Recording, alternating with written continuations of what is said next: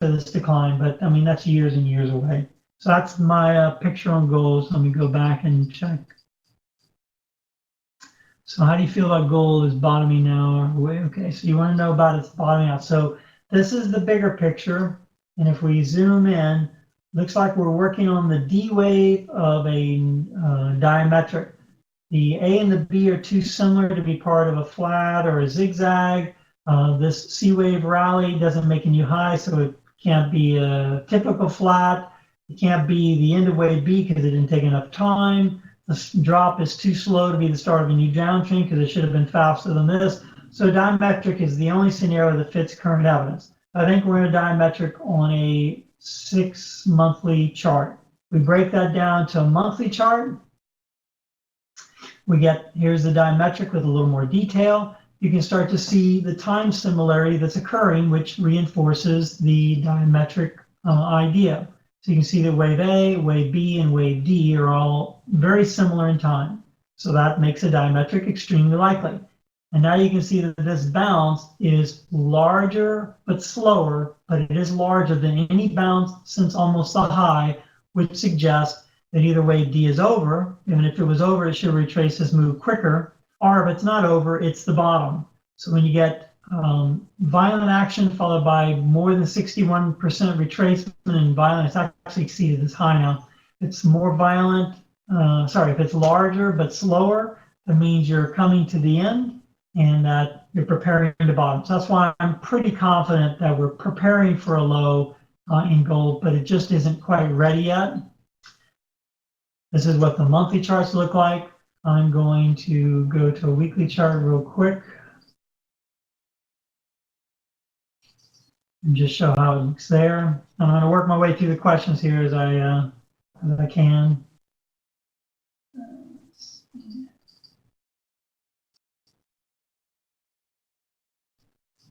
Okay, the weekly chart's too complicated here to be of any use. Just doing that to coordinate it with the monthly chart. So here it coordinates with the monthly charts a little bit better. You can see the time of wave D is almost exactly the time of the other similar waves. And you can see this massive move up, and actually retraced all of it in less time. So if we zoom in, you can see it's bigger, but it's not faster. So that means that this is not a new trend, but it's indicating the old trend is coming to an end, because if a counter trend move is bigger than a trending move, then the downtrend is coming to an end. This is the trending move because it's violent. All the violent moves have happened to the downside. This is the first move to be larger than the last violent move. So that's a warning to us that gold is coming to an end of its downtrend. So that means this entire drop is coming to an end, and this rally is now bigger than any rally since this high.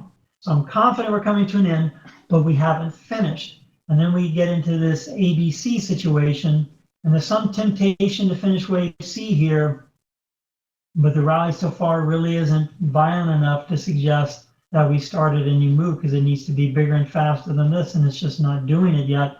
So most likely we're in a triangle, and we're going to have an upward drift to this triangle so that it will look like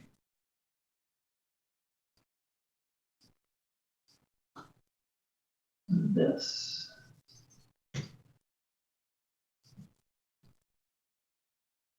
So that's what I think is going on with gold right now. It's not completed, so it's somewhat of a guess, but that's the direction that it's heading. I'm very confident the low in gold has been seen. It's just a matter of how it finishes. I think it's a contracting triangle, so we'll move up here, and then it'll create some kind of false break of this line with some kind of scary news and make it appear that gold is resuming its downtrend, and that'll be the best buying opportunity we've had in quite a long time, because when this is over, the E wave should be bigger because we're going to begin the expansion phase of the diametric. In a diametric, you go through a contraction phase through waves A, B, and D. A, B, C, and D, and then you begin the expansion, or vice versa. In this case, we contracted first, so we should start expanding with the E wave. So I mean, gold could have a massive upside move. I'm not sure what those targets are because it goes off the page, but it'd be way above 1,300. So we're currently around 1,200. So maybe 200 point advance, 150 point advance, something like that. Okay, so that's the situation with gold. Let's see what the next question is. Okay, isn't wave D consuming? So Moet, you asked, isn't wave D consuming too much time? Are you talking about the S&P again? About this D wave here? Remember, time measured from the conclusion of one pattern forward would generally be from the low to the low or the high to the high. But when you start the new time measurement, you begin generally from the beginning of the pattern. So you would typically measure time of the D wave from here to here. And that time frame is not much different than the B wave before. It's way less than 150, way less than 200%. So it's perfectly fine. And again, on the bigger picture, the D wave is getting very close to where it's equal, or it's actually reached the point where it's equal to the time of A plus B plus C from high to low. Now, if we measure from the low, then we have run out of time. If we measure from here, then we have a little more time. So this could be the best way to measure it from the beginning of wave D, but using the high to low measurement from A, B, and C. So I'm still willing to give it a little more time, mostly because monthly charts and weekly charts and daily charts tell us the pattern is not over. Okay, so let me go back to the next question. Did the E wave could be used on? Yeah, so I've already answered the violent question that the E wave could have a lot of violent sell-offs to scare people a lot. I think that's going to happen. I think it's going to go on to about 2025, give or take, for the C wave here. Okay, we have another link from Andrea. See if the link opens.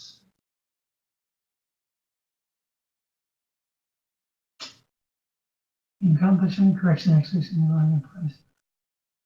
I'm not sure what this is. It's Andrea. I'm not sure exactly how to pronounce your name, but I'm not sure what the question is. So you'll have to elaborate a little bit. Okay, could wave 4 be a triangle to alternate from wave 2? Now, are you talking, this is EWS. Are you talking about the S&P again? So I'm not gold. Okay, so for gold, you're talking about this fourth wave here? It can be an expanding triangle. Remember, we're probably dealing with a terminal rally because we need overlap here. Wave 2 retraces less than 38% of wave 1. That's not allowed in a standard 5-wave move. So it'd only be allowed in a terminal pattern where the rally before is corrective, not impulsive. So yeah, an expanding pattern, expanding triangle could be wave 4. I don't have any problem with that. It may mean the fifth wave could fail. Maybe it makes a new high. I don't know, but it wouldn't be very dramatic. But I have no problem with wave 4 being an expanding triangle. I have no idea what this 2 wave is. It's some complicated correction of some sort. Okay. That's not wave D and wave C. Okay, so wave D and wave C. So you're talking about this D wave here and this fourth wave here. I think I already answered that question. So the time of wave D could be measured from the beginning to end, and it's still not much bigger than the B wave itself. So you okay with that answer, Moet?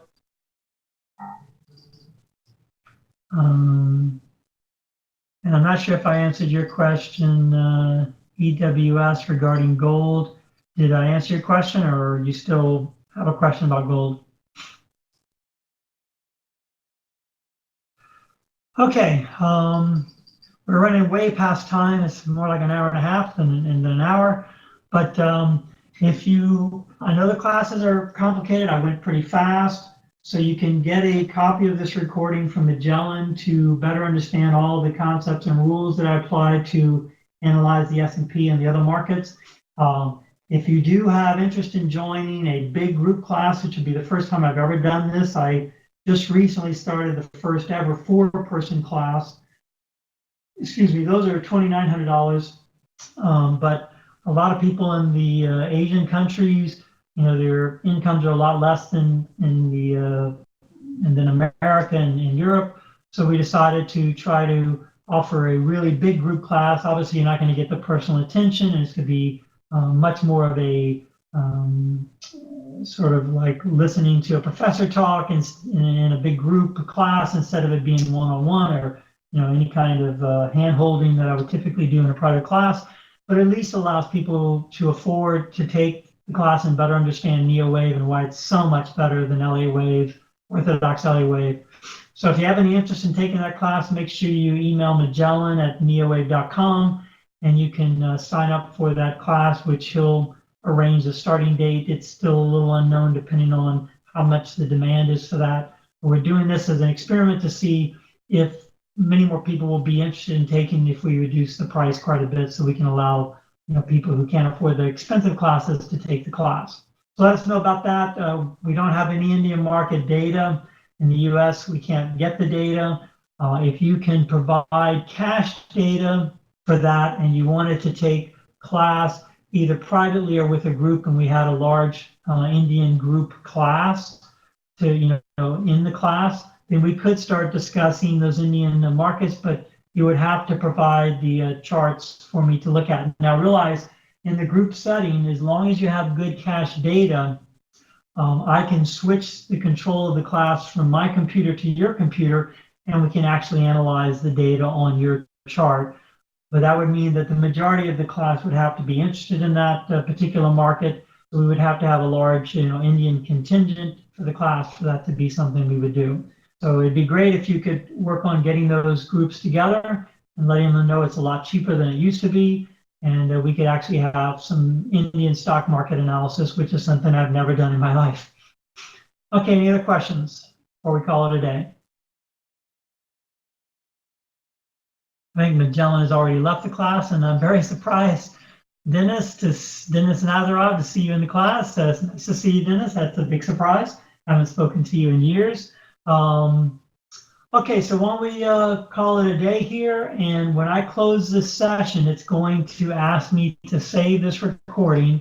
It's going to be a very large recording, but it can be transferred using Apple's special, they have some kind of special thing that manages super large files. This will be probably 100 to 150 megabytes, but it can be transferred. It can only be watched inside of TeamViewer. So when you open it, it'll just reopen TeamViewer again, and you can go through the whole lesson again and slow it down and get the ideas. I know I run through this 100 miles an hour, but as part of the class, we can always take the time and discuss it and explain it. And once the whole big picture is spelled out and laid out, it becomes much easier. The classes aren't as overwhelming as it was today because there's not so much to catch up on. Once everything's been elaborated on, discussed, and all the charts have been completely explained and all the counts have been placed, then it just becomes week to week, day to day of just adding a little extra bit of information and changing and tweaking a little bit here and a little bit there, and it becomes a lot more manageable. Okay? So I want to thank everyone for joining the class. I hope you liked it and appreciate it. So good luck, and we'll hope to hear from you soon.